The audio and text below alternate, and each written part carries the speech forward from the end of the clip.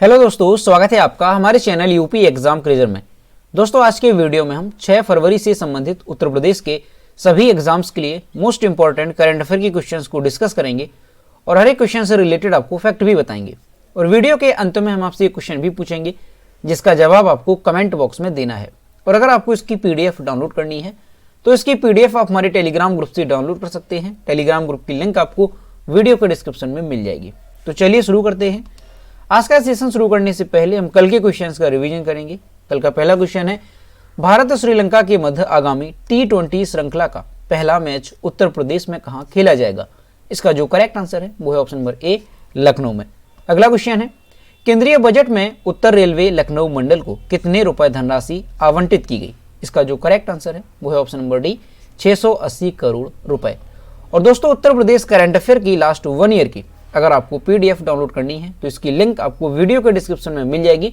वहां से आप इस PDF को डाउनलोड कर सकते हैं। इस PDF में हमने जनवरी से लेकर के दिसंबर 2021 तक के सभी उत्तर प्रदेश करंट अफेयर के मोस्ट इंपोर्टेंट क्वेश्चंस को विस्तार पूर्वक बताया है। और दोस्तों, इसके साथ ही अगर आपको उत्तर प्रदेश करंट अफेयर की जनवरी 2022 की PDF डाउनलोड करनी है तो उसकी लिंक भी आपको वीडियो के डिस्क्रिप्शन में मिल जाएगी।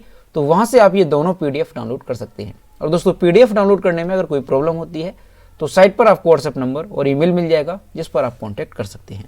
अगला क्वेश्चन है, हाल ही में IUCN ने भारत का पहला OECM साइट किसे घोषित किया? इसका जो करेक्ट आंसर है वो है ऑप्शन नंबर बी, अरावली जैव विविधता पार्क को। अगला क्वेश्चन है, हाल ही में अमिताभ दयाल का निधन हो गया है, ये किस क्षेत्र से संबंधित थे? इसका जो करेक्ट आंसर है वो है ऑप्शन नंबर सी, अभिनय से। अगला क्वेश्चन है, विश्व कैंसर दिवस निम्न में से किस दिन मनाया जाता है? इसका जो करेक्ट आंसर है वो है ऑप्शन नंबर ए, 4 फरवरी को। अगला क्वेश्चन है, हाल ही में भारत और किस देश के बीच नई दिल्ली में संयुक्त राष्ट्र से संबंधित मुद्दों पर द्विपक्षीय परामर्श वार्ता आयोजित की गई? इसका जो करेक्ट आंसर है वो है ऑप्शन नंबर बी, रूस के साथ। अगला क्वेश्चन है, अमेरिका ने हाल ही में किस देश को गैर नाटो सहयोगी देश का दर्जा देने की घोषणा की है? इसका जो करेक्ट आंसर है वो है ऑप्शन नंबर सी, कतर को। अगला क्वेश्चन है, ब्रांड फाइनेंस रिपोर्ट 2022 के अनुसार विश्व में सबसे मूल्यवान बीमा ब्रांड कंपनी की सूची में LIC किस स्थान पर है? तो LIC जो है ये 10वें स्थान पर पहुंची है, यानी ऑप्शन नंबर डी यहाँ पे करेक्ट होगा। अगला क्वेश्चन है, तुरग्या महोत्सव किस राज्य में मनाया जाता है? इसका जो करेक्ट आंसर है वो है option number A, Arunachal Pradesh. तो दोस्तों, ये थे कल के क्वेश्चंस जिसका हमने रिवीजन किया। अब हम शुरू करते हैं आज का सेशन। आज का पहला क्वेश्चन है, उत्तर प्रदेश के कितने जिलों में कैंसर सहायता केंद्र खोला जाएगा? इसका जो करेक्ट आंसर है वो है ऑप्शन नंबर बी, 12 जिलों में। उत्तर प्रदेश सरकार 12 जिलों में कैंसर सहायता केंद्र खोलने जा रही है। लखनऊ का KGMU प्रदेश के 12 शहरों में कैंसर मरीजों के लिए सहायता केंद्र यानी पेरिफेरल सेंटर स्थापित कर रहा है। इसमें गोरखपुर, वाराणसी, अयोध्या, कन्नौज, सैफई, प्रयागराज में केंद्र बन गए हैं। इसके अलावा सीतापुर, बाराबंकी, रायबरेली, गोंडा, बहराइच, प्रतापगढ़ आदि 12 जिले शामिल हैं जहां पर भी केंद्र बनाए जाएंगे। ये सभी पेरिफेरल सेंटर KGMU के रेडियोथेरेपी विभाग द्वारा संचालित होंगे और इन केंद्रों के डॉक्टरों को विश्व कैंसर दिवस पर प्रशिक्षण दिया जाएगा। तो दोस्तों, अच्छे से ध्यान रखना है कि उत्तर प्रदेश सरकार जो है वो 12 जिलों में कैंसर सहायता केंद्र खोलने जा रही है, जिनमें से जो जिले हैं उनके नाम यहाँ पर दिए गए हैं।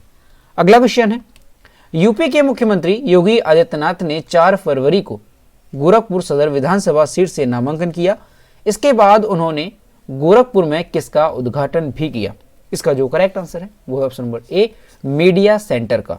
यूपी के मुख्यमंत्री योगी आदित्यनाथ ने शुक्रवार यानी 4 फरवरी को गोरखपुर सदर विधानसभा सीट से नामांकन किया। इसके बाद उन्होंने गोरखपुर में एक मीडिया सेंटर का भी उद्घाटन किया। तो दोस्तों, ये इंपॉर्टेंट है क्योंकि पूछा जा सकता है कि उत्तर प्रदेश के जो मुख्यमंत्री हैं योगी आदित्यनाथ, तो उन्होंने 2022 के चुनाव में किस सीट से नामांकन किया? तो ध्यान रखना है, गोरखपुर सदर विधानसभा सीट से इन्होंने नामांकन किया है।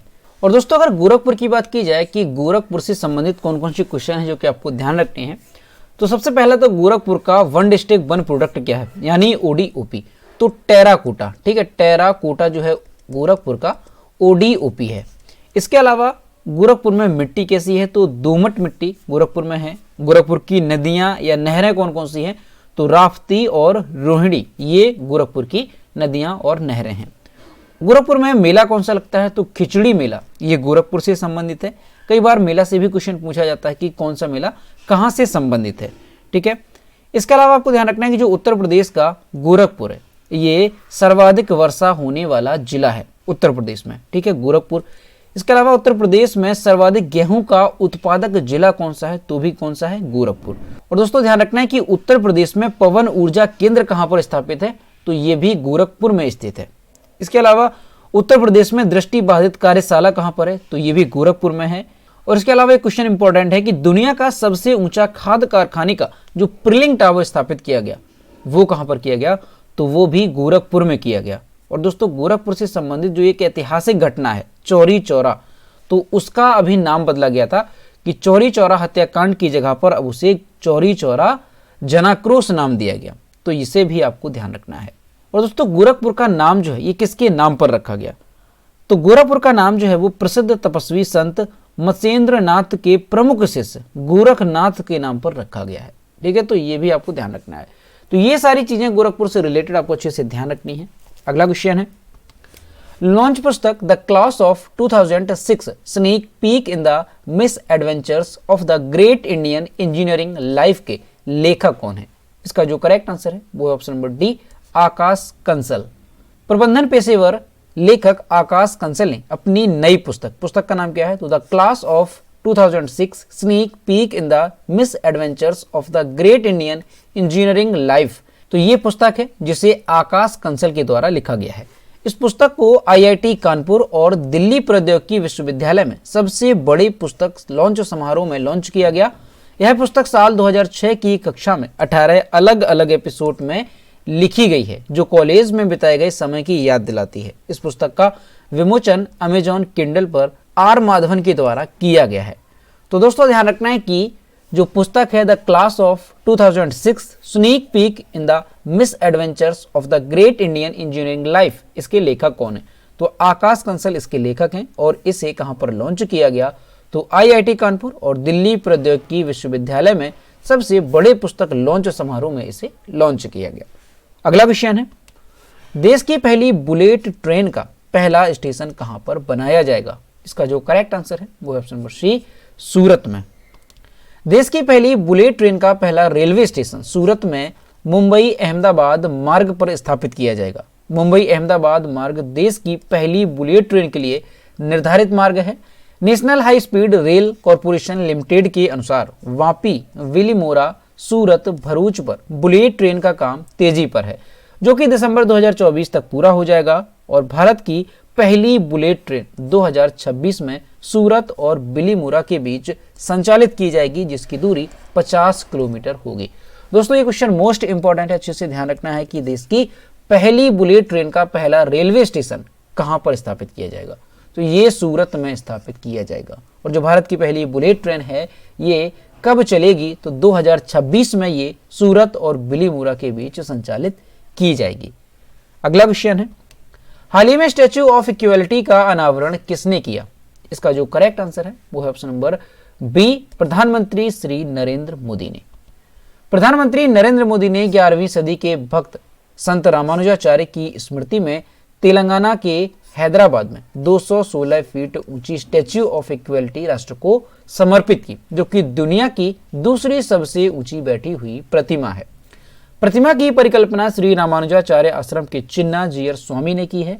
प्रतिमा का उद्घाटन 12 दिवसीय श्री रामानुज सहस्त्राब्दी समारोह का एक हिस्सा है जो भक्ति संत की चल रही 1000वीं जयंती समारोह है। कार्यक्रम के दौरान संत के जीवन और उनकी शिक्षाओं पर एक 3D प्रस्तुति भी दिखाई जाएगी। इसके अलावा दोस्तों ध्यान रखना है कि भवन के आंतरिक गर्भगृह में एक प्रतिमा स्थापित की गई है 120 किलोग्राम सोने से बनी। तो इस प्रतिमा का उद्घाटन कौन करेगा? तो राष्ट्रपति रामनाथ कोविंद 13 फरवरी को इस प्रतिमा का उद्घाटन करेंगे। तो ये प्रतिमा भी किसकी है? तो ये भी रामानुजाचार्य की ही प्रतिमा है। तो दोस्तों ये क्वेश्चन मोस्ट इंपॉर्टेंट है, अच्छे से ध्यान रखना है कि दुनिया की दूसरी सबसे ऊंची बैठी हुई प्रतिमा कहां पर स्थापित की गई? तो हमारे देश भारत में तेलंगाना के हैदराबाद में स्थापित की गई है और इसकी ऊंचाई है 216 फीट इसकी ऊंचाई है। इस प्रतिमा का नाम क्या है? तो स्टैच्यू ऑफ इक्वालिटी यानी समानता की प्रतिमा इसका नाम है। और दोस्तों अगर बात की जाए कि दुनिया की सबसे ऊंची बैठी हुई प्रतिमा कहां पर स्थापित है तो वो थाईलैंड में है। और वो प्रतिमा किसकी है? तो गौतम बुद्ध की वो प्रतिमा है। और उसकी ऊंचाई कितनी है? तो 300 फीट 300 फीट ऊंची वो प्रतिमा है, जो कि दुनिया की सबसे ऊंची बैठी हुई प्रतिमा है। और दोस्तों, दुनिया की सबसे ऊंची प्रतिमा की अगर बात की जाए यानी खड़े में, तो वो आपको पता है कि वो है सरदार वल्लभ भाई पटेल की, और उस प्रतिमा का नाम है स्टैच्यू ऑफ यूनिटी। और उसकी अगर बात की जाए तो वो कितनी ऊंची है? तो वो 182 मीटर ऊंची है। और अगर आधार सहित बात की जाए तो 240 मीटर उसकी ऊंचाई है आधार सहित।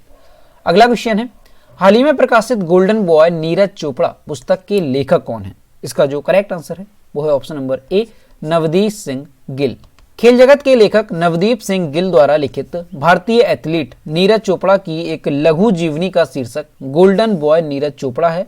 नीरज चोपड़ा ने 2020 टोक्यो ओलंपिक में भाला फेंक में स्वर्ण पदक जीता था। टोक्यो ओलंपिक 2021 के स्वर्ण पदक विजेता नीरज चोपड़ा की जीवनी का विमोचन पंजाब कला परिषद के अध्यक्ष सुरजीत पातर और पंजाबी साहित्य अकादमी के अध्यक्ष लखविंदर सिंह जोहल ने लेखक और उनके परिवार के सदस्यों की मौजूदगी में किया।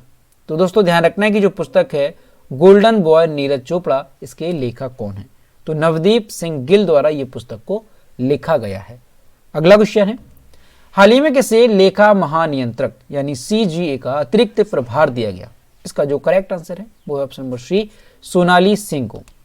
भारत सरकार ने 1 फरवरी 2022 को वित्त मंत्रालय के व्यय विभाग के तहत लेखा महानियंत्रक यानी CGA का अतिरिक्त प्रभार संभालने के लिए सोनाली सिंह को नियुक्त किया। उन्हें दीपक दास के स्थान पर नियुक्त किया गया है, जो कि 31 जनवरी 2022 को सेवानिवृत्त हुए थे। सोनाली सिंह भारतीय सिविल लेखा सेवा की 1987 बैच की अधिकारी हैं। वह अक्टूबर 2019 से अतिरिक्त लेखा महानियंत्रक के रूप में कार्यरत हैं। इससे पहले उन्होंने केंद्रीय सतर्कता आयोग में अतिरिक्त सचिव के रूप में भी काम किया था। तो दोस्तों, आपको ध्यान रखना है कि जो सोनाली सिंह हैं, जो कि भारतीय सिविल लेखा सेवा की 1987 बैच की अधिकारी हैं, जो कि 2019 से अतिरिक्त लेखा महानियंत्रक के रूप में कार्यरत हैं, तो उन्हें जो है अभी लेखा महानियंत्रक नियुक्त किया गया है। और इन्होंने किसकी जगह ली है? तो दीपक दास के स्थान पर इन्हें नियुक्त किया गया, जो कि 31 जनवरी 2022 को सेवानिवृत्त हुए थे। अगला क्वेश्चन है, हाल ही में भारतीय एयरलाइन इंडिगो के प्रबंध निदेशक कौन बने? इसका जो करेक्ट आंसर है वो है option number B, Rahul Bhatia.